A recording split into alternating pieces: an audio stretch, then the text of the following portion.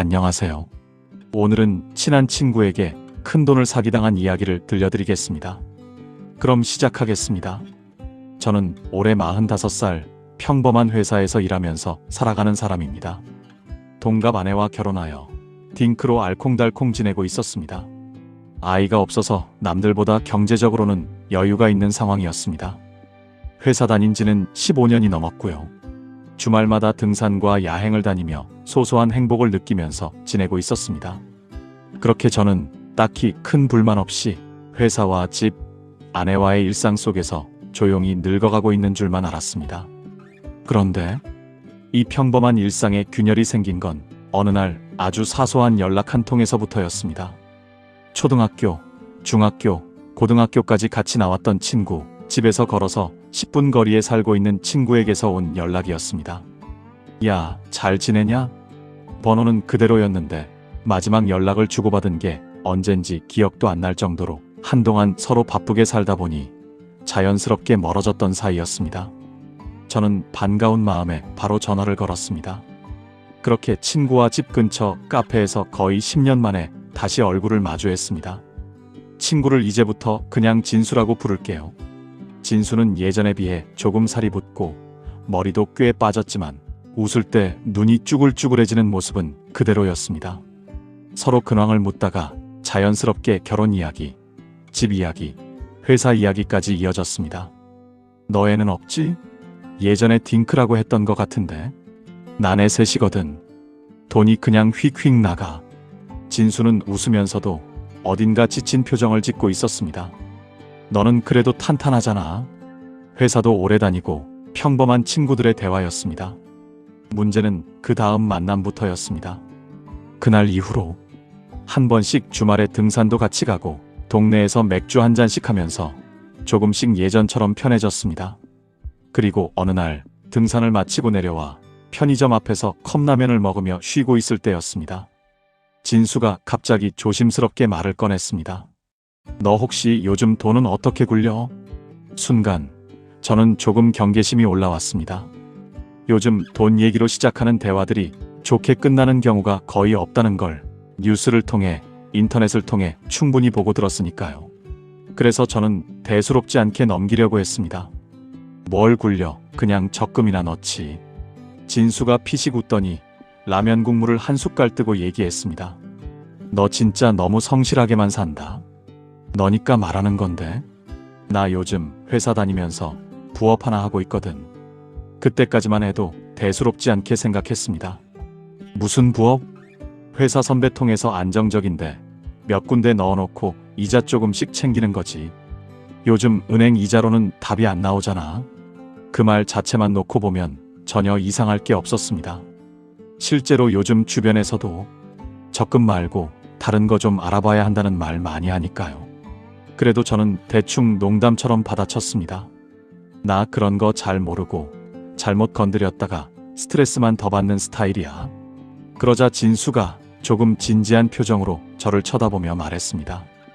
우리가 초등학교 때부터 같이 다녔고 집도 이렇게 가깝고 네가 얼마나 돈에 신중한지 누구보다 잘 아는데 그래서 너한테는 안전한 것만 얘기하려고. 그날 이후로 진수는 가끔씩 카톡으로 화면 캡처를 보내왔습니다. 이번 달 수익 정리, 오늘 기준 수익률, 숫자가 잔뜩 적힌 표와 그래프들. 뭔지 정확히는 몰라도 그냥 허풍을 치는 건 아니구나. 그 정도의 느낌은 들었습니다. 그리고 어느 날 밤 진수에게서 전화가 왔습니다.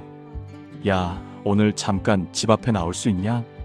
아내는 거실에서 드라마를 보고 있었고 잠깐 집 앞에 다녀온다고 아내에게 말하고 진수를 만났습니다. 편의점 앞 벤치에 앉은 진수는 어딘가 들뜬 표정이었습니다. 오늘 좀 크게 하나 들어갔는데 너도 같이 들어오면 좋을 것 같아서. 그때 제 머릿속엔 이미 거절해야지라는 생각이 먼저 올라와 있었습니다. 나 그런 거 진짜 자신 없다니까. 괜히 했다가 이러면 우리 부부 싸움 난다. 진수가 고개를 끄덕이며 말했습니다. 알지. 그래서 너한테는 무리한 얘기는 안 하려고. 그냥 혹시 네가 은행에 넣어두고 안 건드리는 돈 있으면 진짜 소액으로라도 한번 도와줄 수 있냐 해서. 도와달라, 이 말이 조금 걸렸습니다. 진수는 한숨을 쉬더니 조금 더 솔직하게 상황을 꺼내놓기 시작했습니다. 작년에 부모님 수술비 때문에 좀 많이 나갔거든. 근데 이 판이 내 개인 돈으로만 들어가기는 규모가 좀 커. 선배들이랑 같이 하는 건데 나도 최소 금액을 맞춰야 들어갈 수 있는 구조라. 말의 구조는 이랬습니다. 이미 선배들과 돌리고 있는 투자판이 있다. 수익률은 꽤 괜찮다. 이번에는 좀 더 큰 금액이 필요한 상황이다. 그래서 본인 몫의 자리를 채우기 위해 주변 믿을 수 있는 사람들에게 잠시 도움을 받고 수익이 나면 이자까지 얹어서 돌려주겠다. 진수는 빌린다라는 표현을 굉장히 강조했습니다. 이건 투자라기보다 그냥 나한테 잠깐 빌려주는 거라고 생각해도 돼.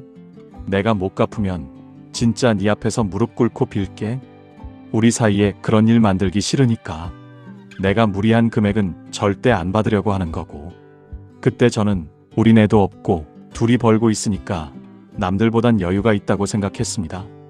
마음 한켠에는 이 정도는 내가 도와줄 수 있지 않나? 하는 이상한 책임감 같은 것도 있었고요. 그날 밤 저는 집에 올라와서 한참을 고민했습니다. 아내에게는 말하지 않았습니다. 이게 얼마나 멍청한 선택이었는지는 지금은 너무 잘 알고 있지만요. 결국 저는 다음 날 진수가 보내준 계좌로 500만 원을 송금했습니다. 계좌 이름은 처음 보는 이름이었지만 진수는 회사 선배 계좌라고 설명했고 저는 별다른 의심 없이 그냥 넘어갔습니다. 일주일 뒤 제 통장에 530만 원이 들어왔습니다. 이자 30만 원 더 붙여서 보냈어. 너 아니었으면 이번에 나 진짜 기회 날릴 뻔했어. 고마워. 그 문자와 함께 진수는 몇 번이나 고맙다고 전화를 했습니다. 그 순간 제 머릿속에 있던 모든 불안이 한 번에 사라졌습니다. 그 뒤로 진수는 두세 번 정도 저에게 비슷한 방식으로 돈을 빌렸다가 이자를 붙여서 돌려줬습니다. 금액은 300만 원, 500만 원, 700만 원. 점점 올라갔습니다. 어느 정도 상황이 반복이 되고 이자 받는 맛에 익숙해지고 있었습니다. 그때부터 제 안에서 욕심이 자라고 있었습니다. 이렇게 짧게 굴려도 몇십만 원씩 생기는데 내가 직접 들어가면 어떨까? 진수에게 묻지는 않았지만 머릿속으로 자꾸 그런 계산을 하게 되더라고요. 그리고 어느 날 그 결정적인 말이 나왔습니다. 너도 이제 그냥 이자만 받는 게 아니고 아예 같이 들어와 볼래? 진수는 이 말을 꺼내면서도 저를 배려하는 척 했습니다. 결국 저는 아내 몰래 모아두었던 비상금과 그동안 넣어두고 건드리지 않았던 적금 일부까지 깨서 처음으로 2천만 원을 한 번에 진수가 보내준 계좌로 보냈습니다.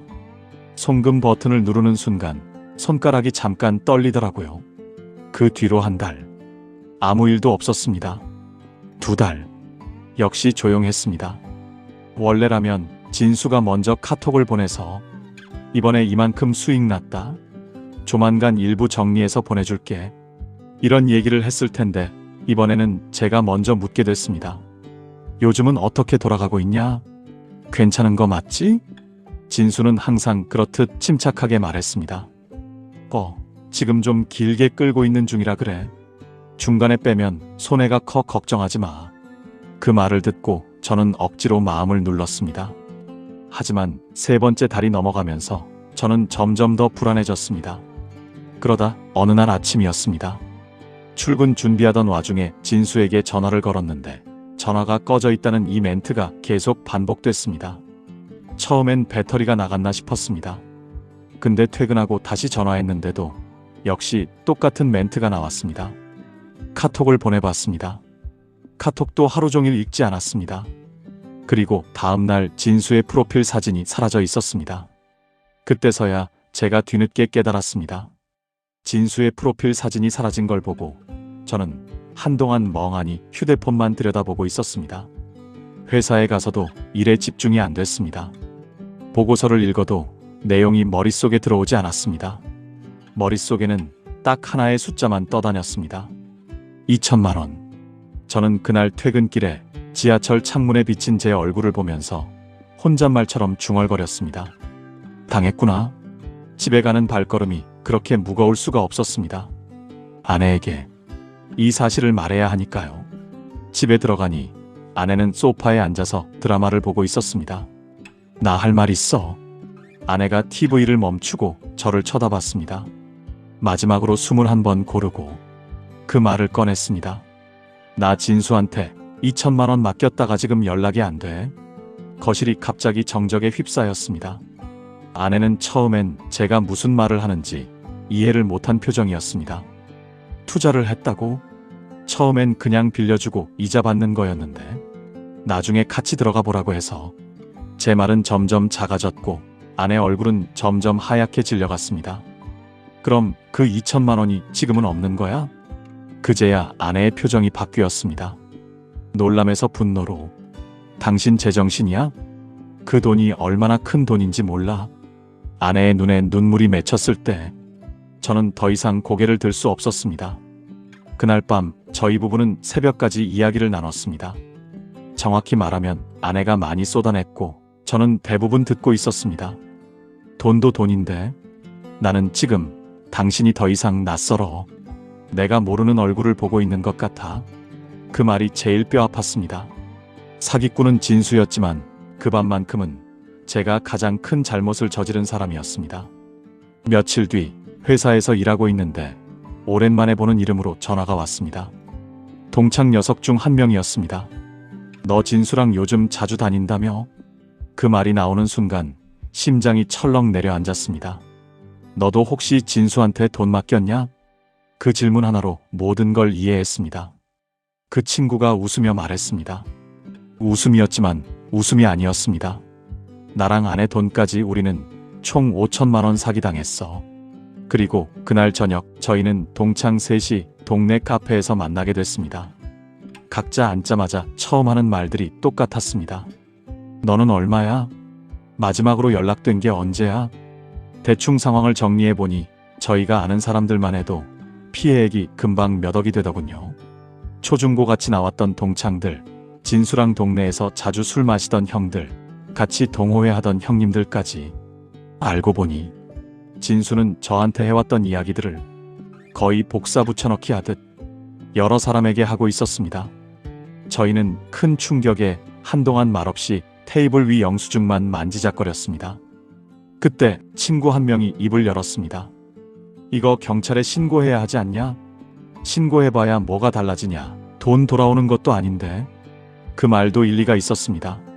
하지만 가만히 있으면 저희만 더 바보가 되는 느낌이었습니다. 그래서 결국 같이 경찰서에 가기로 했습니다. 경찰서 민원실에 앉아서 차례를 기다리는 동안 참 많은 생각이 들었습니다. 내가 여기 앉아있을 사람이 아닌데, 난 평범하게 회사 다니는 사람인데 어쩌다가 여기까지 왔지? 저희 순서가 됐고 담당 형사님과 상담을 시작했습니다. 담당 형사는 꽤 익숙한 표정으로 제 이야기를 들었습니다.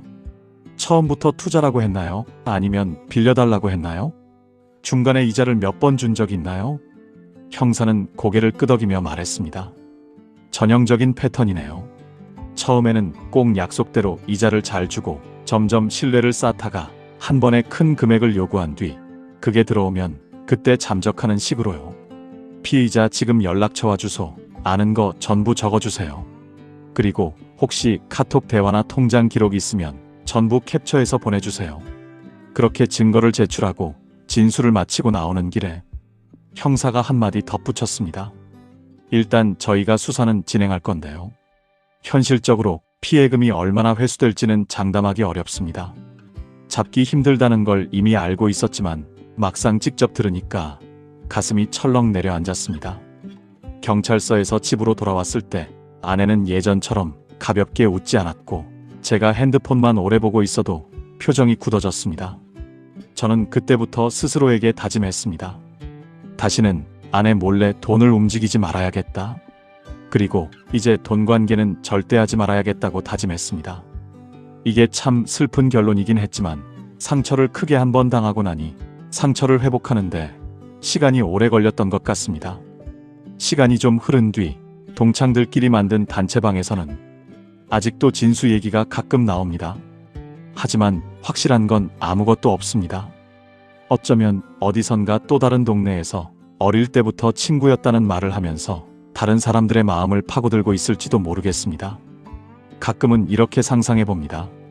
만약 언젠가 정말 우연히 길에서 진수를 마주치게 된다면 나는 어떤 반응을 보일까? 주먹이 먼저 나갈까? 왜 그랬냐고 물어볼까? 솔직히 말하면 아직도 잘 모르겠습니다. 이야기를 여기까지 들으신 분들 중에는 아마 이렇게 생각하시는 분도 있을 겁니다. 아니, 그렇게 멀쩡한 사람이 어떻게 그런 걸 당해? 뉴스, 유튜브에서 사기 얘기 그렇게 많이 보면서도 사기라는 게 항상 나와 상관없는 일처럼 보입니다. 뉴스 속 피해자들은 어딘가 순진해 보이고 조금만 조심했으면 피했을 것 같고, 근데 막상 제가 그 위치에 서 보니까 사기꾼들은 사람의 욕심만 노리는 게 아니더라고요. 연민, 미안함, 친근함, 도와주고 싶다는 마음, 이런 것들까지 다 이용합니다. 그리고 제일 무서운 건 그 시작이 절대 크게 다가오지 않는다는 겁니다. 작은 금액에, 그 사소한 부탁에 단 한 번 허락해주는 순간, 그때부터는 서서히, 천천히 당신 마음 안에 있는 경계선을 안쪽으로 밀고 들어옵니다. 이 영상을 보고 계신 분들께 감히 한 가지 말씀드리고 싶습니다.